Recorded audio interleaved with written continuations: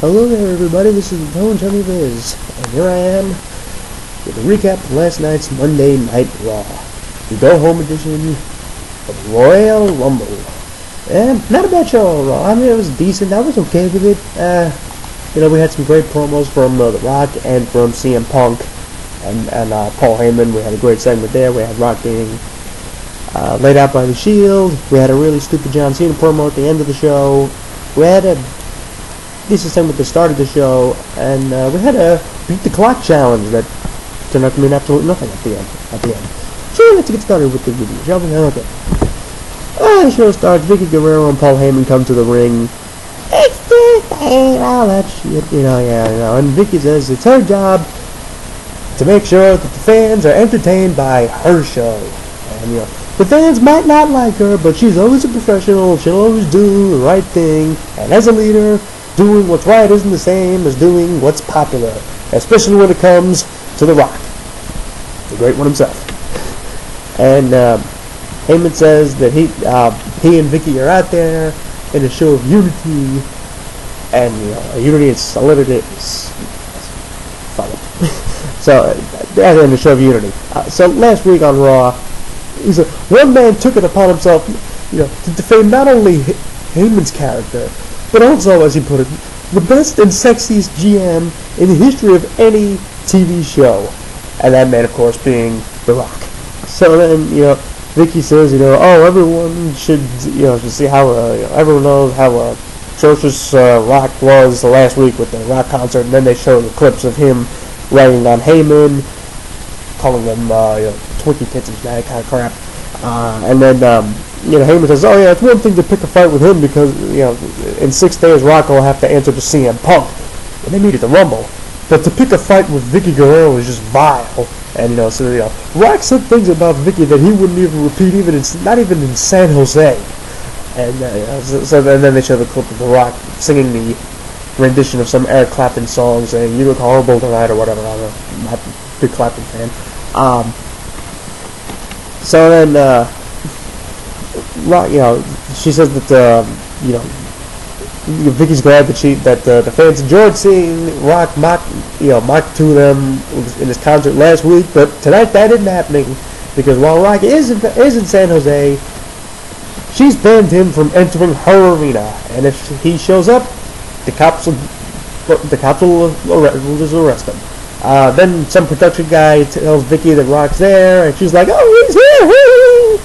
And then so then they go to Tron. Rock's backstage with some cops, and Rock saying that Vicky wants to just screw the people and the people's champion. And he tells the cops, it's like he knows they got a job to do, but there isn't a force on this planet that's going to stop Rock from getting in the people's ring tonight. And so one of the cops says if he does, they're gonna arrest him. And Rock says, what do you want to arrest the people's champion? It was like, you should arrest CM Punk for impersonating being the WWE champion. You should arrest Paul Heyman. And you should arrest Vicky. No, wait a minute, don't arrest Vicky. Just ask what her intestines look like, whatever the hell that meant. So then Rock says that, if Vicky thinks that Rock's not getting in the building tonight, then she's got her head straight up her ass. And then Rock tells the cops that, the Rock's relentless, and there's no way he isn't getting in that ring, and we'll have to find the fans tonight, And then, Vicky says that, Rock might talk a tough game, but all he'll be singing is Jailhouse Rock. And she goes, "If you smell what the Vic is cooking." Okay, not a bad way to start off the show. I thought if the Vic is cooking was a little bit forced, but, the stuff backstage with The Rock was good, The Rock is always entertaining. And then Michael Cole and Jerry Lawler announced that there'll be a beat the clock challenge, and that so that is whoever wins their match in the shortest time gets to pick what number they'll enter the Royal Rumble at. Why not just have the winner of the beat the clock challenge come in at number 30? So anyway, we'll go to our first beat the clock challenge match: Randy Orton against Antonio Cesaro. Solid match, but Orton got the clean pin, and the time to beat from at this point is 11:36. Like I said, it was a solid match, but having Cesaro lose cleanly to Randy Orton, I thought was a mistake. What does that do for him? Then they show a video package for Mick Foley, as he will be the first inductee into the 2013 WWE Hall of Fame. A very well-deserved first ballot Hall of Famer, but they didn't really show a lot of his WCW run. They didn't show any of his any ECW material. They just they showed a lot of the WWF, WWE material, like Mr. Sacco and Mankind. I did like how they had like him jumping off the when he had the imaginary the fake belt that he made a long time ago. It's like it's like, oh yeah, one day he's going to become champion, and then they showed him winning the belt, of course, the night that Eric Bischoff handed them the ratings. So I thought that was cool how they put those two in together. I say Mick Foley's a very well-deserved guy. As everyone knows his story. He hitchhiked to Madison Square Garden to see Jimmy Snuka jump off the cage onto Don Morocco, and now he'll be inducted into the Hall of Fame at the Garden. So it's his career. It's his life. Everything's come full circle for him. I think that's pretty cool. Then they show a Shield video and just Ambrose saying, it's time for everyone to open their eyes, and Rollins says that they'll open their eyes for them. And they just show clips of the Shield attacking guys with like the voiceover from the really good video that they did from SmackDown. Then before we get to Zack Ryder versus The Big Show, Brad Maddox actually hopped the guardrail and did some commentary, and there goes my phone. So we get Zack Ryder versus The Big Show. Really short, meaningless squash. Bell rings. WMD. 1, 2, 3. Big Show's the winner. Who the fuck did Zack Ryder piss off to be stuck on Jobber Island? So anyway, and then afterwards, Big Show gets the mic and he says, it's like he'll give everyone a preview of what'll happen. Oh yeah, they mentioned that Del Rio versus the Big Show at the Rumble will again be a last man standing match, since Del Rio beat Big Show in that kind of a match to win the title. So Big Show's going to give everyone a preview of what will happen in the last man standing match. Puts his foot on Ryder's chest and he starts counting. 1, 2, and the fans go, 1, 3, 1, 4, 1, and Big Show goes, what do you want me for? You think I'm playing around? And then he just storms off and walks out. It was alright, it's like it's like, why the hell would Big Show stick around while the fans are wanting him like that? It's not, him storming out, I was okay with that. Then we go to Paul Heyman backstage on his telephone saying, like, oh yeah, there's no way The Rock's coming into the building tonight, blah blah blah. There's no way he's getting in the building. Then Brad Maddox and his freaking cameraman come in, and Maddox tells Heyman that he's always wanted to be famous, and there's nothing he won't do to keep his dreams alive. And Heyman tells him he tells Maddox that oh yeah, I was wrong about you. He admires him, and he tells Maddox that if he sticks with him, Heyman will make him famous, and then Maddox has a stupid, looks into his cameraman's camera and says, okay, back to the studios. It was okay, it's like I say, the whole thing with Brad Maddox and the cameraman, I don't really go for that, but, maybe they'll have Paul Heyman manage him too, or, because maybe during a Punk Rock match, there might be, a ref bump or whatever, and he'll come in and, try to do something and then get rock bottomed. So then we get to Ryback versus Heath Slater. I don't know why this wasn't a Beat the Clock challenge match, since they're both in the Rumble also, but Ryback squashed him pretty much, and he also took care of Drew McIntyre and Jinder Mahal. So yeah, and then Ryback gets the mic and says, man, that job is fun, It says, Sunday, it's his first Rumble match. It's a match he was made for, the match he's thriving on, or he'll thrive on, and a match that will lead him to the main event of WrestleMania. Feed me more! Feed me more! And, promo was nice and short, if they're going to have Ryback cut promos, it's like having them be nice and short is the way to go for him. So then they go back to Rock outside with the cops, and he's telling the cops, hey, we've been here an hour, it's like, the Rock's got to get in the ring, and then Rock tells the cops, it's like, hey, you're not wearing badges to protect and serve Vicky Guerrero. Yeah, you're wearing those badges to protect and serve the people. And Rock, you know what happens when the people come out. The fans will be chanting the Rock's name. Chanting the Rock, the chant from the fans. And then Rock says, it's all about the people, and then a cop says to the guy, it's like, oh yeah, I got my wife and kid are in the crowd, and I got a ticket here. And then Vicky comes by, and then it says, hey, what's Rock doing here? They should be arrest him, blah blah blah. And another cop says, hey, he hasn't done anything. He hasn't gotten in the hasn't broken any rules yet or anything. As long as he's standing right here, not in the building, we can't really arrest him. And then Vicky tells Rock that she'll let him come to the ring and address the people or whatever.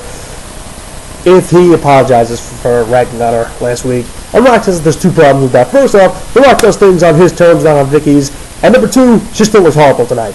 So then Vicky just storms off, and then Rock tells the cops, hey, Rock's got an idea. This was a decent bit, and of course, Rock's going to be coming into the People's Ring. And I thought it was going to be at the end of the show, but it wasn't. So then we get to CM Punk and Paul Heyman coming out to the ring.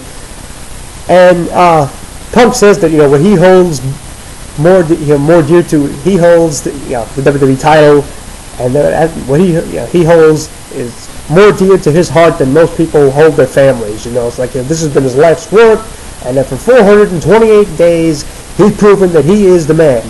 And he's worked half his life to get the most prestigious title that WWE has to offer. Really great stuff how they're putting a lot of emphasis on the belt here. And he said he won't allow Rock or anyone to beat him for the title. And he says Rock's here to entertain. He's here to electrify. He's here to sing. He's here to tell jokes. And Punk says, I'm here to hurt people and be champion. And I won't allow Rock to become champion because because I made the belt prestigious. And he says, what's prestigious to Rock is the most meaningless thing possible.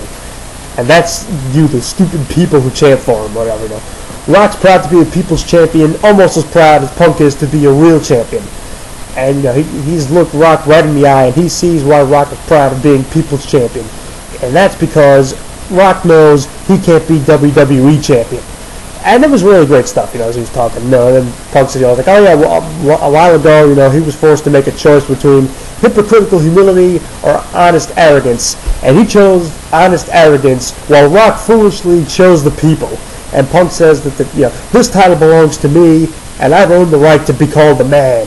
And in 6 days, this is what Rock will be on a collision course with.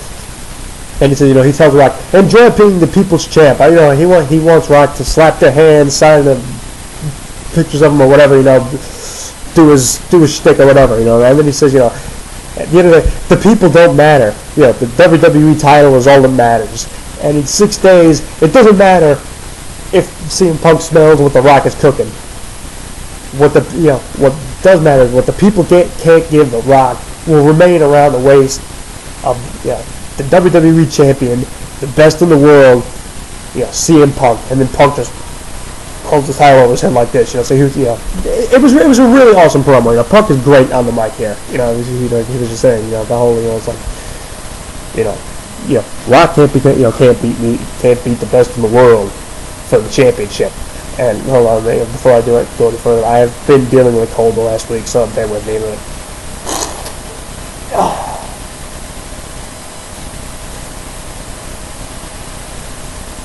Hold on.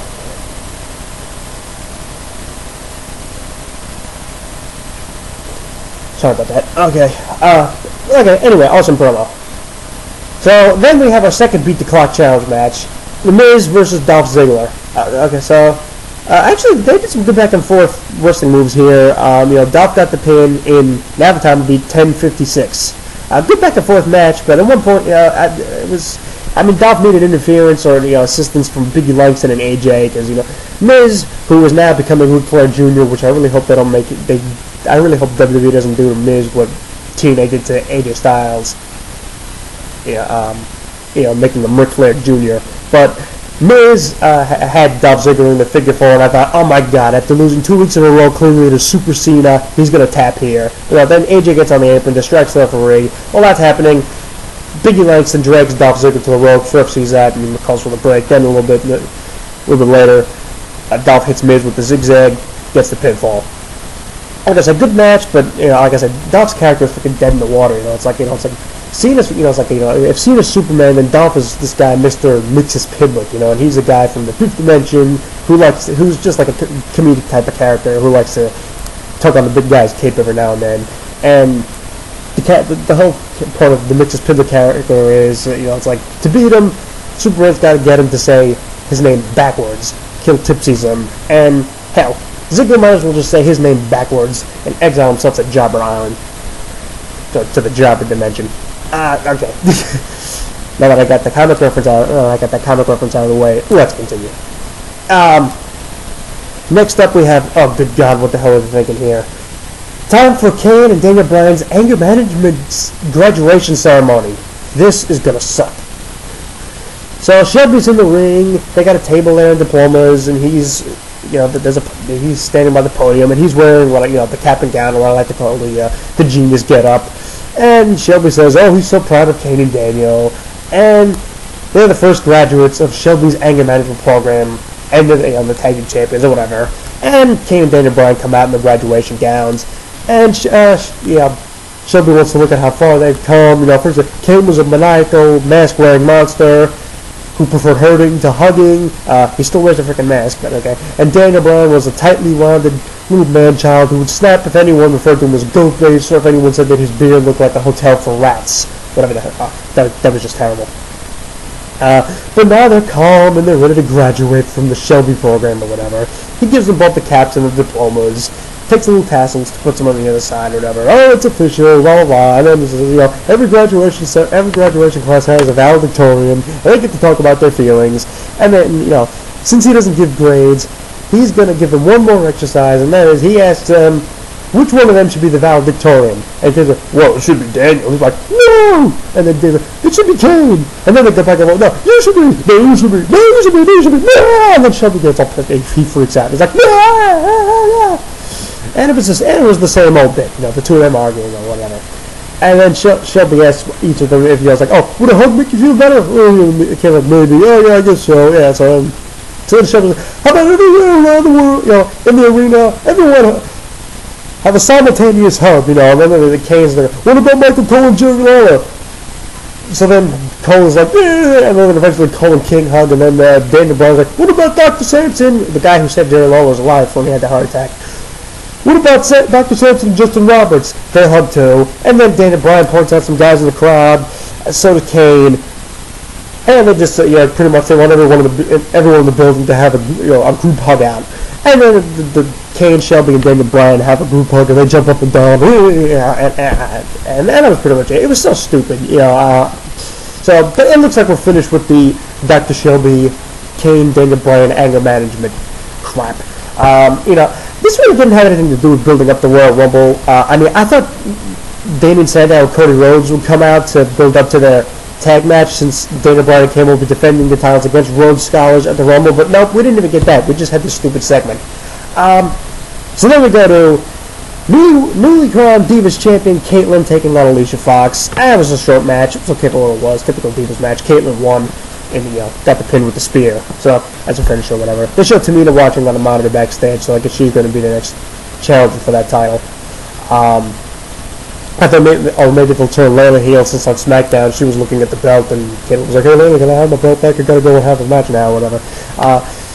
So then backstage, CM Punk and Paul Heyman. Heyman tells Punk that he has a luxury skybox for him, and he tells Punk to enjoy this personal message from The Rock. And it's not a pipe bomb, but it's going to be a Paul bomb, and he's dedicating it to CM Punk. So Heyman comes in the ring, and he says, a lot of fans might not know this, he's not only the voice of the voiceless, but he's also CM Punk's friend and advisor. And he says that he knows Punk's promo from earlier on went way over the fans' heads. So tonight, he'll also be CM Punk's interpreter, and he'll make it simple for everyone in the building. So and he says, many fans and a lot of people think it's a foregone conclusion Rock is beating Punk and leading the Royal Rumble as WWE champion, but that's not going to happen. Heyman says, Vince McMahon is a tyrant and is desperate for anyone to beat CM Punk for the WWE title. And it just so happens that The Rock is the flavor of the month. And in 6 days, Rock is facing the longest reigning WWE champion for the past 25 years. And he says that The Rock, just like the people, are stupid. So if you smell what The Rock is cooking, Rock music hits, he comes out through the entranceway holding a ticket that the cop had. Which didn't really make any sense. It was like, if he bought the ticket from the cop, why not just have him come out through the crowd instead of it's like, but no, he had the whole pageantry, his theme music played, he came out through the crowd, like, the Rock's got the ticket, and he does his usual bit, as and then he gets in the ring. Punk watches from the skybox, Rock looks up at him, and Rock says, I want to thank the San Jose cops, for the ticket, and Rock says, Heyman says, hey, that ticket doesn't tell you, hey, shut your mouth, you can take some guy, get out of the room before Rock will slap the taste right out of your mouth. So then Heyman leaves, and then Rock says that Punk's been champion, WWE champion for 428 days. The Rock knows how tough CM Punk is. He knows what a badass. He knows how dangerous Punk is. Punk has earned the right to call himself the best in the world. But it doesn't change the fact that tonight is his last night on Raw as the WWE champion. Rock says, CM Punk, you're obsessed with how proud The Rock is to entertain the fans. Well, the fact that it's like Punk is a guy has a guy being himself who will stand before him at the Royal Rumble and rip his face off. And then Punk says, Rock saying that they will just rip Punk's face off at the Rumble. And he says, The Rock's waited 10 long years for this shot at the title. Blood, sweat, and respect. And just like Martin Luther King, The Rock has a dream to be WWE champion one more time. And then he goes, if Punk saw and looked into Rock's soul, then Punk knows that Rock promised to beat him for the Rock knows CM Punk knows that The Rock promised to beat you for the title at the Royal Rumble. And when that's done, on Sunday night, every fan around the world, from here and there, from wherever to wherever, all the way back to San Jose, will be saying, and then he does Martin Luther King's "Free at Last" speech, at the end, which was, okay, it tied in with Martin Luther King Day and everything, but I still think it was like, okay, it's like, we're free of CM Punk's title reign, at last, or whatever. And then, if you smell what The Rock is cooking, blah, blah, blah. And then the lights go out, they come back on, Shield's triple team and Rock in the corner. Rock fights back for a short little bit. They get the upper hand, and they let him out with the triple power bomb. And before that, Rock says, it's like he wants to be back on top of that mountain and everything. So then after the Shield let him out, Punk gets from the skybox, gets the mic, and he says, on top of this mountain, there's only room for one guy. And and he says, Rock says, oh, you talk about being free? Well, you have to pay a price for your freedom. And he says that it's great that The Rock has a dream, but when The Rock wakes up from his dream, the great one will realize that he just wasn't great enough to beat the best in the world. A really good, a really great line there. And then Rock lies in the ring, his mouth all bloodied. While Punk does pump the title over his head like this. Really good stuff. All three guys were great on the mic here, and the Shield coming out and attacking Rock. I wasn't expecting it, and I thought it was really good. That was great stuff.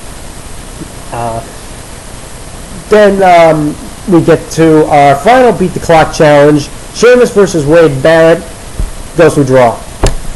What happened was here, a couple of ridiculous spots. It was a good match, but having it be a draw, I wasn't really a big fan of that. So what happened was, it's like at one point Sheamus is, he's doing the whole, beating up, punching, pounding on Barrett's chest.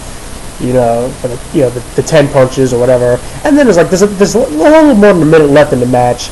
It's like it's supposed to be a beat the clock challenge. You want to beat the guy as quickly as possible. Sheamus is standing there in the corner with just over a minute to go, going boom, boom, and then as he's doing that, out come Dolph, Biggie likes it, and AJ. AJ for some reason comes in the ring, distracts Sheamus, and then Dolph Ziggler gives Wade Barrett the Boss Man Slam, the Black Hole Slam, or whatever you want to call it. Sheamus kicks out. And then Sheamus hits a brogue kick, but there's only 1 second, time runs out, so Dolph Ziggler wins the Beat the Clock challenge. Okay, so then after that we go to Vicky Guerrero in the GM office. Dolph Ziggler comes in and he brags that he gets to pick his spot in the Rumble, and he's saying how great AJ looks, and he's flaunt himself all over AJ or whatever, pretty much rubbing it in that he dumped Vicky for her. And, Dolph says, oh, hey, I might pick number 30, but hey, I might pick 27 since 4 guys have come in 27 and 1 there, and that's a lucky number. But, Dolph says he doesn't need luck. And then Vicky tells him, I don't know what, that, she's now, since he pissed her off and ditched him or her for AJ, that, Dolph won to pick, but he'll have to pick. The only numbers he could pick are numbers 1 or 2. Now, how the hell can Vicky make that decision? And it was just like they had this Beat the Clock challenge, and it was like it's all said and done, and it's like you get a choice of which number you want to pick to start the Rumble. Very underwhelming anticlimactic segment to the whole Beat the Clock challenge. I thought. So then we go to CM Punk and Paul Heyman backstage, and him saying, it's like it's time for The Rock to know his role and shut his mouth. And then they walk up to Vince, and Vince says, "Hey, you guys think you're clever?" And Punk's like, "Oh yeah, I think I'm clever." Which is a good lie, And Punk says, it's like he had nothing to do with the Shield, and Vince says that it's like if the Shield gets involved in the title match at the Rumble, Punk will pay for it or whatever. Vince will come up with some kind of consequence for Punk and Heyman to suffer. And Heyman says, it's like the Shield just haven't interfered on CM Punk's behalf. They've attacked Randy Orton, they've attacked Sheamus. There's no evidence against Punk that the Shield is interfering to help Punk out. And Vince says, it's like if he finds any evidence, which basically means that if the Shield gets involved in the title match at the Rumble on Punk's behalf, then Vince will strip Punk of the title. And Vince walks off, and Heyman tells Punk, hey, I warned you about him. That was pretty decent. Then we got Alberto Del Rio versus Tenzai squash match. Del Rio wins with a moonsault, which I don't think I've ever seen him do before. And then Del Rio tells Big Show that at the end of the last man standing match, there'll be a 10 count, but it won't be Big Show counting. It'll be Del Rio, and then he and the fans count to 10 in Spanish. So and then all right, And then time to find out who the second WWE 2013 Hall of Fame inductee will be, and it's going to be a very first ballot, well-deserving candidate, Bob Backlund. And they show a video package highlighting his career, and it was good. They showed him winning the title from Billy Graham. They showed when he turned heel and smacked Brett, and became the whack job, and then he won the title at Survivor Series '94. It was good, like I said, Bob Backlund, really great guy, a great wrestler, very deserving to be in another very deserving. Worthy first ballot guy for the Hall of Fame. Time for the end of the show. Time for Super Cena to come hit the ring and give one of his god-awful promos, and my God, was this promo horrendous. He says, the fans are a lively bunch, and he talks about how Sunday is usually the day of rest, and everyone enjoys Sundays, and then he was like, kids go out and play with their friends, I wonder what they play with their friends, to play vid games or whatever. I don't even know what the hell he was saying, and he was just saying, it's like, he says to some kid, it's like, hey, this kid over here, you beat me at my vid games, making me look bad or whatever, or hey, my username is Skidmark187, what the hell was that about? And then he goes to some chick and says, oh yeah, your Sunday's probably reliving your Saturday, talking about it, it's like you go to the gym and this guy, or you have your Appletinis. Christopher Daniels might get pissed about that. You have your Appletinis and then blah blah blah. And then the next day you go to the gym and then you go home and you surf YouTube and then some more irrelevant bullcrap or whatever. And then he says, about how you hung out with this guy or whatever. And then that guy is over here. And then I know this guy's Sunday. It's like he wakes up at 1:30 in the morning with blah blah blah this and that, talking about blow up dolls. And my God, this made no freaking sense at all. It's like, Cena's got it's like, he can add lib with his promos, so why in God's name does he do all this idiotic crap? It's just so stupid. It's like Cena's trying to, it's just so uncool. I'm sorry. It's not cool. It's not funny. Cena, come on, man. This promo was one of the worst. And that's saying a lot. I've seen the promos. So then Cena says, this Sunday is the Royal Rumble, and if you win the Royal Rumble, you got a golden ticket to the main event of WrestleMania. And this Sunday, history can be made, and it'll be an all-out war. And this Sunday, all the fans' eyes will be on the Royal Rumble, and then the world will find out what he already knows, and that is this Sunday, Super Cena is going to win the Royal Rumble. So then out comes Sheamus and says, hey fella, you got it all wrong. I'm winning it just like I did last year. And then out of nowhere, out come the primetime players. And then Titus and everyone was like, hey, we talked about Sheamus, and then Voices in the head cue, hit that, out comes Randy Orton, he tells everyone they're looking at the man who will win the Rumble, he's going to win. Miz comes out and gives a few reelies, says he's winning it, and he'll main event WrestleMania again. Then out come Kane and Daniel Bryan. Daniel mentions how, everyone's arguing over who's going to win the Rumble. Kane says how childish that is because everyone knows that he's winning, and then Daniel says he's winning, and then they're both like, I'm winning, I'm winning. And then Cesaro comes out and he says, I'm winning, and I'm dedicating it to to my home away from home, to the U.S., to America, basically. And then out come 3MB, and he says, you guys actually think you're going to win the Rumble? And Drew McIntyre says, you guys are all delusional, which coming from, which was really ironic line, because those guys have no chance of winning the frickin' thing. And then Jim just says, one of them will win and make history. And then Slater says, he's asking what, he asked him, what are you all thinking about? And then the rest of the locker room comes in, and a brawl starts. You get Brodus Clay, Epical, and Primo, and a lot of other guys out there. And we got guys throwing guys over the top rope, and a pre-rumble start, as I call it, starts, and that ends the show. So, like I said, Cena's promo was god awful. I don't, like I say, I don't know why he continues to cut these stupid promos. But having the other guys come out and say, they'll win, okay, it was all right, like I said. And the pre-Rumble brawl at the end was good. I felt was good. It was an okay spot. So overall, that was a show. Overall, I thought it was a decent show. Like I said, I thought it was all right. Like I said, the beat the clock challenge was kind of pointless. But it's just like, it's like, why not have the winner of the challenge just beat at number 30, and you have Dolph win, and it's like, oh, okay, you get the, it's like, you're good. You can pick number 1 or number 2, and like I say, it was just kind of, very anticlimactic way for that. Like I say, it wasn't the greatest build to the Rumble, but like I said, the show was, like I said, it wasn't great, but it wasn't like really. Not all of it was really god awful horrendous, except for Cena's promo, because that made no sense, and the anger management segment. Graduation ceremony, stupid. It was just like, why didn't Road Scholars come out and build some hype to the Rumble? I know the tag titles don't have any meaning, but they could have at least done something. The Rock, the Punk's promo earlier in the show was really good. Heyman was good too, and Rock was also great. He was great too. And then the Shield laying out the Rock was really good. And like I said, I'm glad Bob Backlund is going to be inducted into the Hall of Fame this year. Very deserving guy. And you had 3 squash matches. Big Show, Ryder, Dario Tenzai, and Ryback Slater. Those were all just all squash fests. And like I say, I don't know why the Ryback Heath Slater match wasn't a beat the clock challenge, since they're both in the Rumble too. Of course, Ryback would have won because he's just squashed them.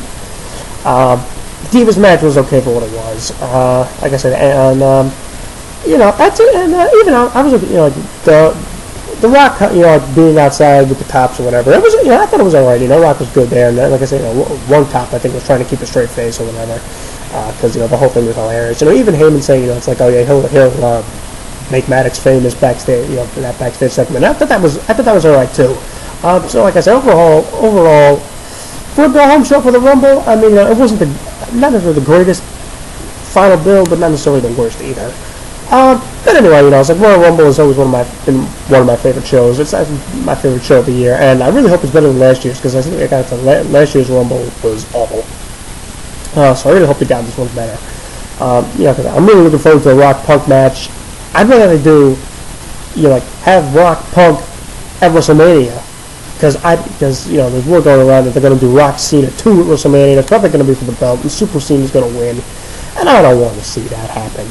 And then CM Punk is going to job to The Undertaker, from what I've been hearing. So, so I don't know what they're going to do.